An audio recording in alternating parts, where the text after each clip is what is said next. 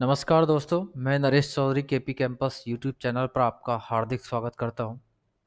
और फिजिक्स की हमारी ये चौथी क्लास है। अगर आपने 3 क्लास नहीं देखी हैं तो वो फिजिक्स का बिल्कुल मूलभूत आधार है, वो आपको देखना ज़रूरी है।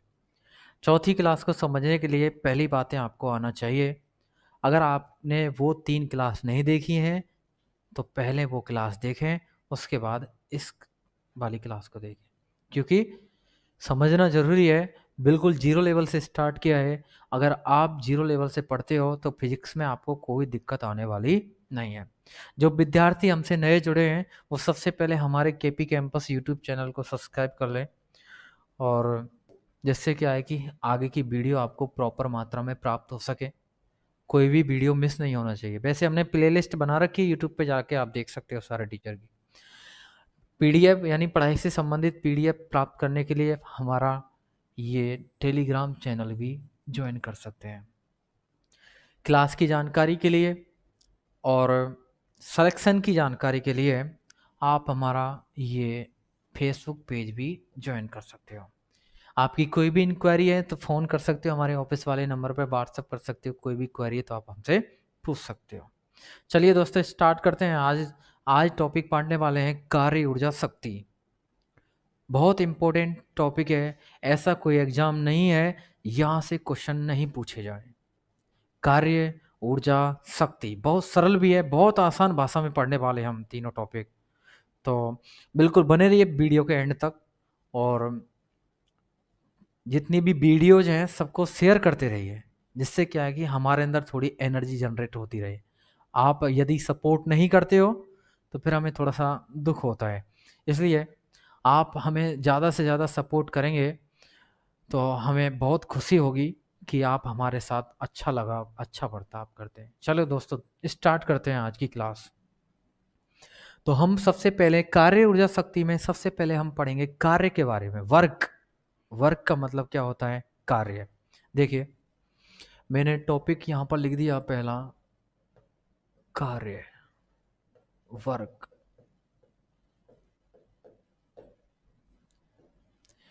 बोलते हैं किसी क्रिया का करना है होना, क्या क्या होता है? कार्य। ये तो हिंदी वाली परिभाषा है, साइंस में ये परिभाषा नहीं पूछी जाएगी। आपको साइंस की परिभाषा याद रखनी है। जैसे बात करते हैं कि बोलते हैं जब किसी वस्तु पर कोई बल लगाया जाता है तो उस वस्तु की स्थिति में परिवर्तन की क्रिया ही क्या कहलाती है? कार्य। मैंने बोला किसी वस्तु पर बल लगाकर वस्तु की स्थिति में परिवर्तन की क्रिया क्या कहलाती है? कार्य। जैसे बात करते हैं, एक कार है, कार पे आपने बल लगाया, पीछे से उसमें क्या लगाया? धक्का लगाया, तो ये क्या लगाया है? बल। तो कार की स्थिति में क्या हो जाता है? परिवर्तन। यानी पहले कार स्थिर अवस्था में थी, लेकिन बल लगाया तो कार की स्थिति में क्या हो गया? परिवर्तन। तो किसी वस्तु पर बल लगाकर उस वस्तु की स्थिति में परिवर्तन की क्रिया क्या होती है? कार्य। ये तो है आपकी कार्य की परिभाषा। आप लिख भी सकते हैं, किसी वस्तु पर बल लगाकर वस्तु की स्थिति में परिवर्तन की क्रिया क्या कहलाती है? कार्य। अच्छा, जैसे बात करते हैं किसान हल चलाता है, तो ये भी क्या होता है? कार्य। जैसे किसान हल चलाता है, हल चलाने से पीछे से किसान उसमें क्या देता है? धक्का देता है, जैसे हल की स्थिति में क्या होता है? परिवर्तन। तो ये क्या हुआ? कार्य। जैसे बात साइकिल चलाना, साइकिल चलाते हैं, ये भी क्या होता है? कार्य। जैसे साइकिल पर आप पैडल मारते हो, तो जैसे ही पैडल मारते हैं तो पैर से साइकिल के पैडल पे क्या लगा रहे हैं? बल। तो बल लगा रहे हैं, साइकिल की स्थिति में क्या होता है? परिवर्तन। साइकिल कहाँ जाती है? आगे की ओर। तो ये भी क्या होता है? कार्य। तो किसी वस्तु पर बल लगाकर वस्तु की स्थिति में परिवर्तन की क्रिया कहलाती है क्या? कार्य। बोलते हैं यदि किसी वस्तु पर F बल लगाया जाता है, कितना बल? F, तो वह वस्तु S दूरी पर क्या हो जाती है? विस्थापित। तो S दूरी पर विस्थापित हो जाती है, तो किया गया कार्य कितना होता है? तो वस्तु पर F बल लगाया, S दूरी पर क्या हो गई? विस्थापित। तो किया गया कार्य क्या होगा? तो W बराबर, किया गया कार्य क्या होगा? W बराबर Fs।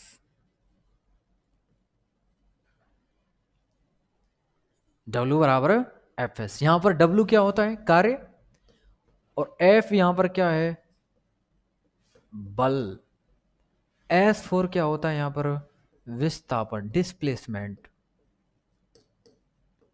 विस्थापन। तो किसी वस्तु पर F बल लगाया जाता है तो वह वस्तु S दूरी पर विस्थापित हो जाती है। तो किया गया कार्य कितना होता है, W बराबर Fs। W बराबर Fs आपको याद होना चाहिए। ये याद है तो पूरा कार्य आपको क्या है, याद है। क्वेश्चन पूछता है कार्य का मात्रक क्या होता है, सबसे इंपॉर्टेंट बात, बोले कार्य का मात्रक है तो आपको बताना है कार्य का मात्रक क्या होता है, जूल। क्या होता है, जूल। तो बोले कार्य का मात्रक, का आंसर आएगा आपका क्या, जूल। अच्छा अगली बात करते हैं। लेकिन जब कार्य के एमकेएस मात्रक के बारे में बात करें, एमकेएस, अब आपको पता होना चाहिए एमकेएस क्या होता है। मैंने आपको पहली क्लास में बताया, metre, M4 metre, K4 KG, S4 second, जिसको बोलते हैं एमकेएस। तो कार्य का एमकेएस मात्रक निकालें तो एमकेएस मात्रक निकालने के लिए आपको फॉर्मूला याद होना चाहिए, W बराबर Fs। W बराबर Fs। यहां पर F क्या है, बल, और बल का मात्रक क्या होता है, बल का मात्रक होता है न्यूटन। बल का मात्रक क्या होता है, न्यूटन। एस फॉर विस्थापन, विस्थापन का मात्रक आपको पहले बता दिया, विस्थापन का मात्रक क्या होता है, मीटर। तो न्यूटन इंटू मीटर किसका मात्रक हो गया, कार्य का। आसानी से बता सकते हैं, फॉर्मूला याद होना चाहिए। W बराबर एफ एस, एफ यानी बल, बल का मात्रक क्या है, न्यूटन। एस फॉर विस्थापन, विस्थापन का मात्रक क्या है, मीटर।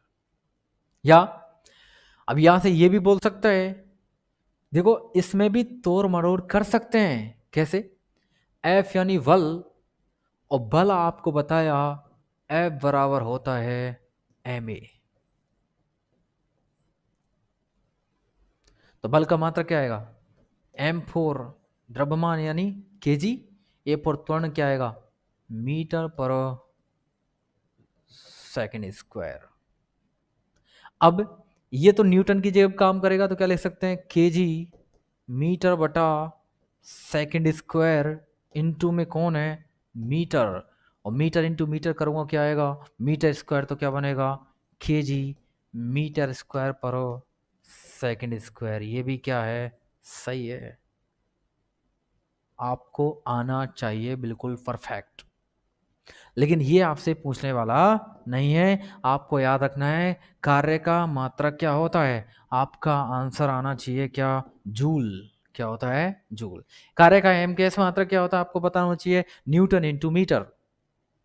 क्या होता है, न्यूटन इंटू मीटर। अगली बात करते हैं। अब यहां से बात करें कार्य की विमा की, और मैंने आपको पहले बता दिया कि कार्य सदिश राशि है, अदिश राशि है। उस आर्द्रता का फोर कार्य, कार्य कैसी राशि है, अदिश।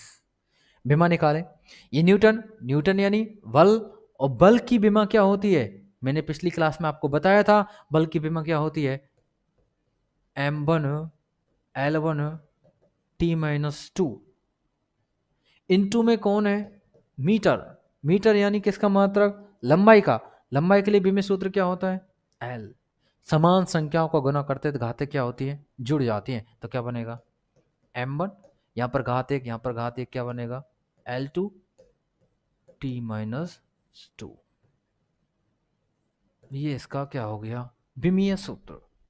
ये इसकी क्या हो गई, विमा। तो कार्य की विमा है M1 L2 T-2। ये भी कर सकते हैं। कार्य की एक परिभाषा और बना सकते हैं आप यहां से, कैसे, किसी वस्तु पर कार्य की माप, मैंने बोला किसी वस्तु पर कार्य की माप यानी W, उस वस्तु पर लगाए गए बल तथा बल की दिशा में उत्पन्न विस्थापन के गुणनफल के क्या होता है, बराबर। ये भी क्या होता है, कार्य।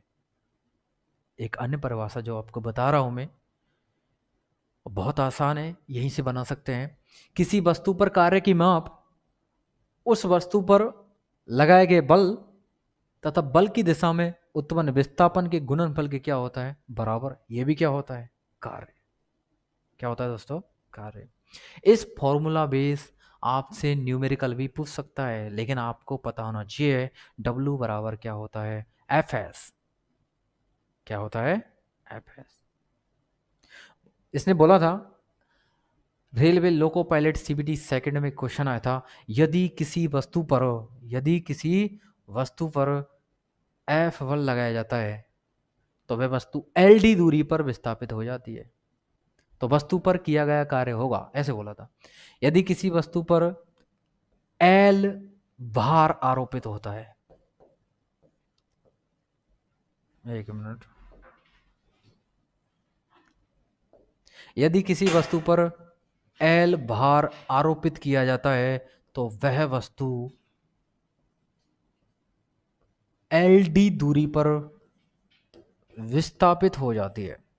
क्वेश्चन है, लोको पायलट सीबीडी सेकंड में पूछा वो क्वेश्चन है, इंपॉर्टेंट है, लिखना जरूरी है, अगले पेपर में पूछा जा सकता है। यदि किसी वस्तु पर L भार लगाया जाता है तो वह वस्तु LD दूरी पर विस्थापित हो जाती है, तो किया गया कार्य होगा, ऐसे बोला था। अब तुरंत बोला किया गया कार्य होगा, तुरंत दिमाग में आना चाहिए W बराबर होता ही क्या है? Fs। अब यहां पर F क्या है? बल, लेकिन हमें दिया L भार, और मैंने आपको पिछली क्लास में बताया भार एक प्रकार का क्या होता है? बल। क्या होता है? बल। तो W का मान मुझे निकालना है, तो F का मान कितना है? L, और S का मान कितना है? LD, तो इनटू क्या आएगा? LD। तो ये ऑप्शन में दिया था L इंटू LD, क्वेश्चन क्या हो जाता? सही। तो आंसर क्या आएगा? L into LD।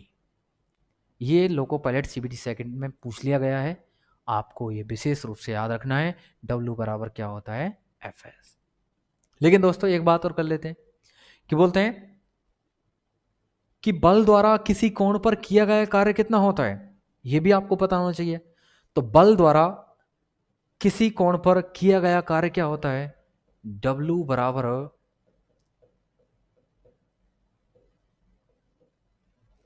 Fs cos theta. बल द्वारा किसी कोण पर किया गया कार्य क्या होता है? तो बल द्वारा किसी कोण पर किया गया कार्य क्या होता है? W बराबर Fs cos थीटा। लेकिन यहां पर थीटा के दो मान होते हैं। अब बोले यदि थीटा बराबर 0 डिग्री हो, यदि थीटा बराबर कितना हो? 0 डिग्री। यदि बोले यदि थीटा बराबर कितना हो? 90 डिग्री हो। यदि थीटा बराबर 0 हो, और यदि बोले थीटा बराबर कितना डिग्री हो? 90 डिग्री हो। तो यहां पर बात करते हैं, यहां पर क्या आएगा? थीटा बराबर 0 है तो यहां पर आएगा cos 0, और cos 0 का मान कितना होता है? 1, इसलिए बोलते थीटा बराबर 0 डिग्री पर कार्य का मान कैसा होता है? सर्वाधिक। लेकिन जब थीटा बराबर कितना हो? 90, तो cos 90 का मान कितना होता है? 0। तो ये संख्या 0 है, तो इससे गुना होगी तो सारी संख्या क्या होगी? 0। तो थीटा बराबर 90 डिग्री पर कार्य का मान क्या होता है? 0 होता है। क्या होता है? 0। तो ये दोस्तों आपका पहला टॉपिक है, जिसका नाम क्या है? कार्य। क्या है? कार्य। आशा करता हूं कि आप सबको ये टॉपिक समझ में आया होगा। अगर आपकी थोड़ी बहुत समझ में नहीं आया तो वीडियो को बार बार देखें, जब तक टॉपिक समझ में नहीं आ जाए। बहुत आसान भाषा में समझाया गया है। उम्मीद करता हूं कि आपके ये टॉपिक बिल्कुल समझ में आया होगा। चलिए दोस्तों अगली बात करते हैं। ये पहला टॉपिक आपका हो गया कार्य। दूसरी बात करते हैं, एक टॉपिक दूसरा पढ़ने वाले हैं ऊर्जा, एनर्जी। ऊर्जा के बारे में बात करते हैं, ऊर्जा क्या होती है देखते हैं।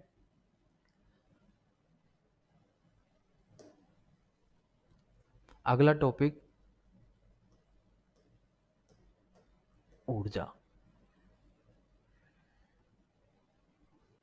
बोलते हैं ऊर्जा की परिभाषा, कार्य करने की क्षमता को क्या बोलते हैं? ऊर्जा। लेकिन एक होता है कार्य करने की दर को क्या बोलते हैं? शक्ति। ध्यान रखना। बोलेगा कार्य करने की क्षमता क्या होती है? ऊर्जा। जबकि कार्य करने की दर क्या होती है? शक्ति। ध्यान रखना, थोड़ा सा बहुत इंपॉर्टेंट बात है। और छोटा सा कंफ्यूजन, आपका क्वेश्चन गलत, इसलिए कंफ्यूजन तो दिमाग में रखना ही नहीं है। कंफ्यूजन दिमाग में कब नहीं रहेगा? जब आप ज़्यादा से ज़्यादा इन चीज़ों की क्या करोगे? प्रैक्टिस करोगे। ज़्यादा से ज़्यादा प्रैक्टिस, उतनी अच्छी दिमाग में क्या रहेगी? क्लियरिटी रहेगी। बहुत आसान है, बहुत सरल है, सब कुछ समझ में आएगा, लेकिन प्रॉपर मात्रा में पढ़ना क्या है? ज़रूरी है। 1-2 मिनट वीडियो देखने से समझ में नहीं आता, प्रॉपर वीडियो देखना क्या है? ज़रूरी है। चलो बात कर लेते हैं। तो कार्य करने की क्षमता को क्या बोलते हैं? ऊर्जा। क्वेश्चन आएगा, ऊर्जा का मात्रक होता है, तो ऊर्जा का मात्रक भी क्या होता है? जूल। क्या होता है? जूल। ऊर्जा का मात्रक भी क्या होता है दोस्तों? जूल होता है। ऊर्जा का मात्रक क्या होता है? जूल।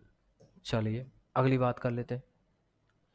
बोलते हैं कार्य की मात्रक भी क्या है? जूल। ऊर्जा की मात्रक क्या है? जूल। कार्य की विमा आई m1l2t-2, लेकिन यहां पर ऊर्जा की विमा भी वही आने वाली है। कार्य व ऊर्जा के मात्रक दोनों के क्या होते हैं? समान। इनका विमीय सूत्र भी क्या होता है? समान।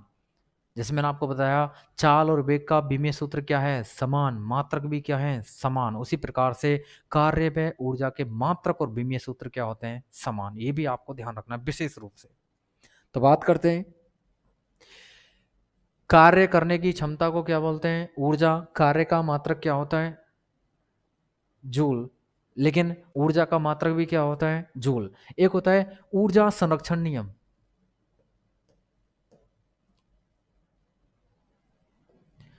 एक होता है ऊर्जा संरक्षण नियम।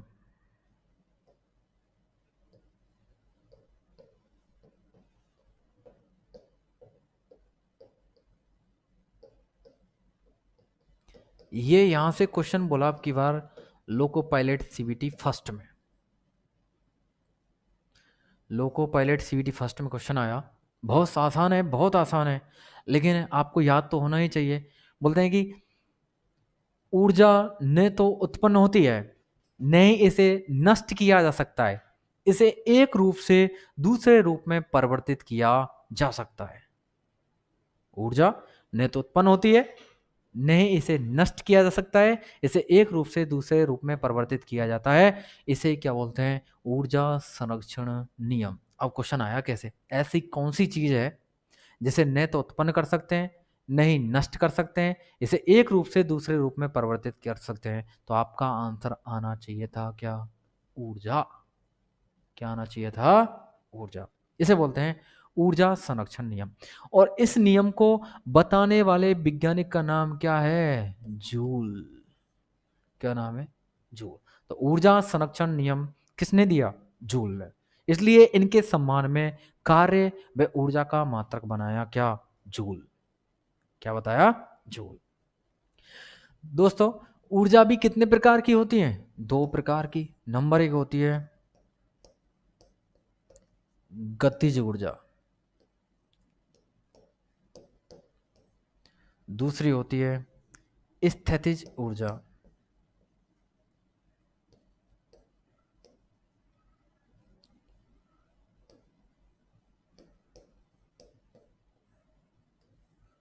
ऊर्जा कितने प्रकार की होती है? 2। एक तो कौन सी है? गतिज ऊर्जा। दूसरी कौन सी है? स्थितिज ऊर्जा। इसको अंग्रेजी में बोलते हैं काइनेटिक एनर्जी, इसको बोलते हैं स्टैटिक एनर्जी, या इसे पोटेंशियल एनर्जी भी कहा जाता है। काइनेटिक एनर्जी, स्टैटिक एनर्जी, या इसे बोलते हैं पोटेंशियल एनर्जी। तो सबसे पहले हम पढ़ेंगे कौन सी ऊर्जा? गतिज ऊर्जा। तो पहला टॉपिक हमारा कौन सा रहेगा? गतिज ऊर्जा। बहुत आसान है, बहुत सरल है। उदाहरण के माध्यम से मैं आपको समझाऊंगा, बिल्कुल आपके दिमाग में सटीक समझ में आएगा। चलिए दोस्तों बात कर लेते हैं। नाम है गतिज ऊर्जा, जिसको बोलते हैं काइनेटिक एनर्जी। इसके नाम में इसकी परिभाषा है गतिज। गतिज का मतलब क्या है? गति, यानी किसी वस्तु की गति के कारण उत्पन्न ऊर्जा ही क्या होती है? गतिज ऊर्जा। जैसे बात करते हैं उदाहरण की सहायता से समझने की कोशिश करें।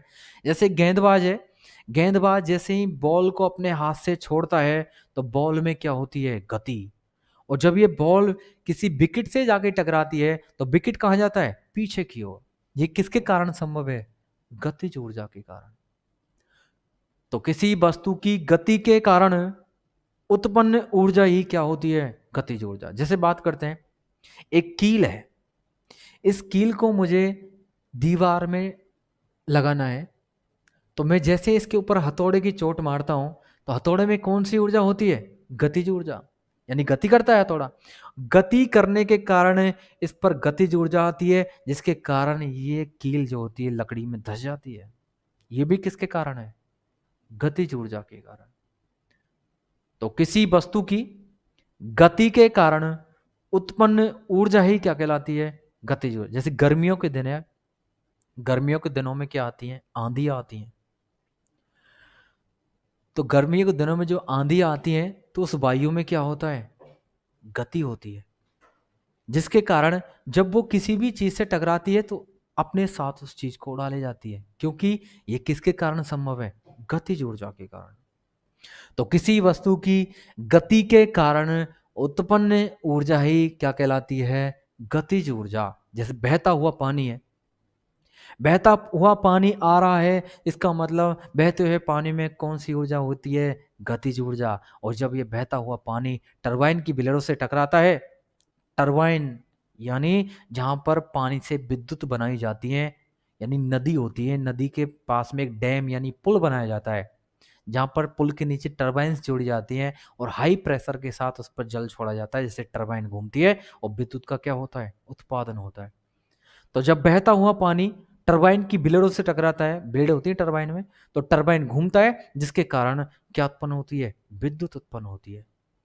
तो ये भी किसके कारण संभव है, गतिज ऊर्जा के कारण। किसके कारण, गतिज ऊर्जा के कारण। तो किसी वस्तु की गति के कारण उत्पन्न ऊर्जा ही क्या कहलाती है, गतिज ऊर्जा। बोलते हैं यदि कोई m द्रव्यमान की वस्तु v वेग से क्या है, गतिशील है।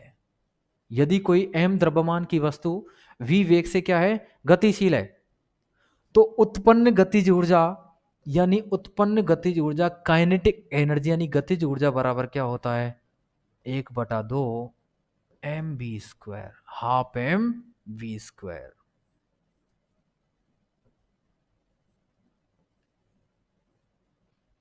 यदि कोई m द्रव्यमान की वस्तु v वेग से गतिशील है तो उत्पन्न गतिज ऊर्जा होगी, इसका फॉर्मूला आपको याद रखना है, k बराबर क्या होता है, हाफ एम वी स्क्वायर, आधा एम वी स्क्वायर।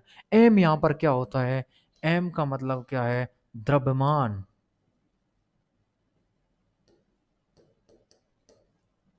m का मतलब क्या है, द्रव्यमान।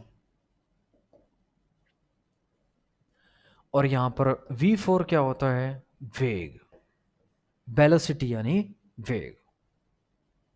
अब यहां से आप गतिज ऊर्जा का क्या निकाल सकते हो, मात्रक भी निकाल सकते हैं। लेकिन जब गतिज ऊर्जा हो चाहे स्थितिज ऊर्जा हो, मात्रक की बात करें या केवल ऊर्जा हो, तो मात्रक केवल आपको एक ही बताना है, क्या, जूल।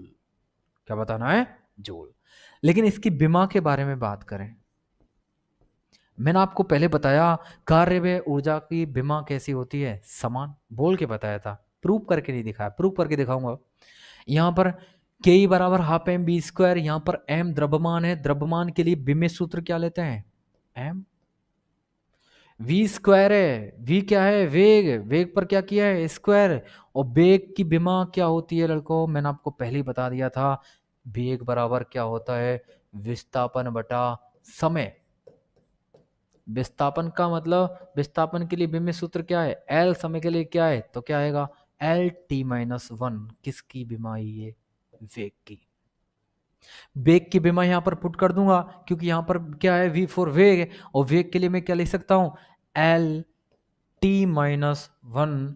और दोनों पर क्या है, यानी वेग पर स्क्वायर है, तो इस पे भी कितना आएगा, 2, इस पे भी कितना आएगा, 2। तो क्या आएगा, m1 L2 t-2।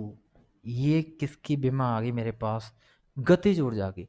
इसको गतिज ऊर्जा बोल दे, स्थितिज ऊर्जा बोल दे। ए की विमा आएगी m1l2t-2। कार्य की विमा भी क्या होती है, m1l2t-2। कार्य व ऊर्जा का विमीय सूत्र क्या होता है, समान। अब की बार क्वेश्चन पूछ लिया, जेल प्रहरी में क्वेश्चन आया था, m1l2t-2 निम्न में से किसकी विमा है। ऑप्शन में आया था कार्य, दूसरे और ऑप्शन में ऊर्जा का नाम नहीं लिया, तो आपका आंसर होना कार्य।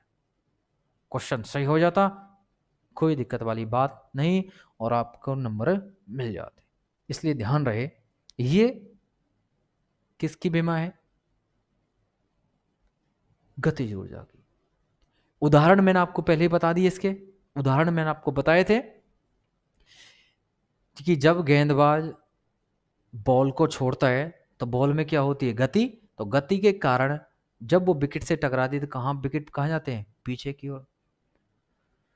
तो तेज गति से आती हुई क्रिकेट की बॉल जब किसी विकेट से टकराती है तो विकेट पीछे की ओर गति करते हैं। किसके कारण संभव है, गतिज ऊर्जा के कारण। बहता हुआ पानी जब टरबाइन की ब्लेडों से टकराता है तो टरबाइन घूमने लगती है, किसके कारण, गतिज ऊर्जा के कारण।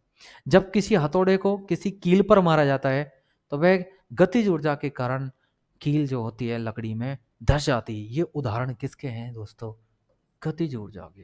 किसके हैं, आप इन सब उदाहरणों को लिख भी सकते हो। लेकिन एक बात और, रेलवे में कुछ क्वेश्चन पूछे जाते हैं इस फॉर्मूले बेस्ड, यानी काइनेटिक एनर्जी के बराबर हाफ एम बी स्क्वायर पर फॉर्मूले पूछे जाते हैं। 4 कंडीशन दी जाती है, यहां पर 2 कंडीशन बनती है किस पर, द्रव्यमान पर। 2 कंडीशन बनती है किस पर, वेग पर। कभी तो द्रव्यमान को क्या करेगा, दुगना, कभी द्रव्यमान को क्या करेगा, आधा, कभी वेग को दुगना, कभी वेग को आधा। इस प्रकार से कंडीशन कितनी बनती है, 4। और चारों कंडीशन आपके दिमाग में होनी चाहिए। मैं अब चारों कंडीशन आपको सिद्ध करके बता रहा हूं एकदम। देखिए, तो बात करते हैं, मैंने आपको बताया के ई बराबर क्या होता है, हाफ एम वी स्क्वायर। मैंने आपको बताया कंडीशन कितनी है, 4। 2 कंडीशन किस पे बनेंगी, द्रव्यमान पर। 2 कंडीशन किस पे बनेंगी, वेग पर। अब बोलेगा यदि किसी वस्तु के द्रव्यमान को दुगना कर दिया जाए, यदि m का मान उसने क्या कर दिया, दुगना कर दिया। पहले कितना था, 1। पहले कितना था, 1, तब तो आ रहा था आधा। इसको भी छोड़ो, चलो पहले द्रव्यमान कितना था, 1, अब कितना कर दिया, 2। अब मान लेते हैं, अब यहां पर द्रव्यमान कितना है, दुगना, तो मैं क्या लगाऊंगा, 1/2 इंटू में m का मान कितना है, 2। 2 से 2 कैंसिल, आंसर आया कितना, 1। तो पहले की तुलना में पहले कितना था, आधा, अब कितना आ रहा है, 1। इसका मतलब द्रव्यमान दुगना किया तो उसकी गतिज ऊर्जा भी क्या हो जाती है, दुगनी हो जाती है। पहली कंडीशन। दूसरी कंडीशन क्या बोलती है, यदि द्रव्यमान को आधा कर दिया जाए, यदि द्रव्यमान को कितना कर दिया जाए, आधा कर दिया जाए। अब देखते हैं, 1/2 है, मैंने लिख दिया 1/2। m का मान कितना दे दिया, 1/2। 1/2, 1/2 किया कितना आया, 1/4। तो पहले की तुलना में कैसा आया, पहले 1/2 था, 1/4 यानी आधा। यानी यदि द्रव्यमान को आधा कर दिया जाए तो उसकी गतिज ऊर्जा भी क्या रह जाती है, आधी रह जाती है। क्या रह जाती है, गतिज ऊर्जा आधी रह जाती है। यहां पर द्रव्यमान दुगना कर दिया जाए तो इसकी गतिज ऊर्जा भी क्या हो जाती है, दोगुनी हो जाती है। अगली बात करते हैं नंबर 3।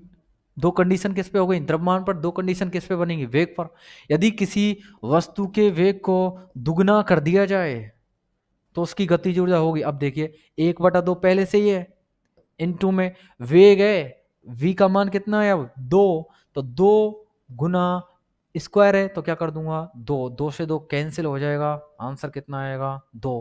पहले आधा था, अब कितना हो गया, 2। इसका मतलब पहले की तुलना में अब कितना हो गया, दुगुना कर रहे हैं तो 4 गुना। यानी उसकी गतिज ऊर्जा कितने गुनी हो जाती है, 4 गुनी हो जाती है। चौथी कंडीशन, यदि किसी वस्तु के वेग को आधा कर दिया जाए। अब देखिए 1/2 है ही है, 1/2 इंटू में अब b का मान कितना दे दिया, 1/2। लेकिन स्क्वायर है तो क्या कर दूंगा, 1/2। तो 2 दूना 4, 4 दूना 8, तो कितना आया, 1/8। तो पहले की तुलना में कितना आ रहा है, 1/4।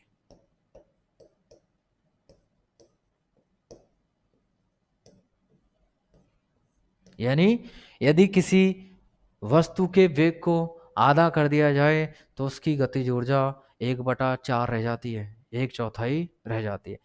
तो चारों कंडीशन रेलवे के एग्जाम में पूछी जाती हैं, आपको पता होना चाहिए। यदि किसी वस्तु के द्रव्यमान को दुगना कर दिया जाए तो उसकी गतिज ऊर्जा भी क्या हो जाती है, दुगनी। यदि किसी वस्तु के द्रव्यमान को आधा कर दिया जाए तो उसकी गतिज ऊर्जा भी कितनी रह जाती है, आधी। और यदि किसी वस्तु के वेग को दुगना कर दिया जाए तो उसकी गतिज ऊर्जा कितनी हो जाती है, 4 गुनी हो जाती है। और यदि किसी वस्तु के वेग को आधा कर दिया जाए तो उसकी गतिज ऊर्जा कितनी रह जाती है, 1/4 रह जाती है, यानी 1/4 रह जाती है। तो दोस्तों ये हो गई आपकी कौन सी ऊर्जा, गतिज ऊर्जा। तो मैंने आपको इस क्लास में पढ़ाया पहले कार्य के बारे में, फिर पढ़ाया ऊर्जा के बारे में, और ऊर्जा में भी हमने किसके बारे में जानकारी ली है, पहले गतिज ऊर्जा के बारे में। इम्पोर्टेंट है, बहुत ज़्यादा इम्पोर्टेंट है। रेलवे में तो 100% पूछी जाती है ये कंडीशन। ये कंडीशन आपको याद होनी ही चाहिए। सारे टॉपिक इम्पोर्टेंट है।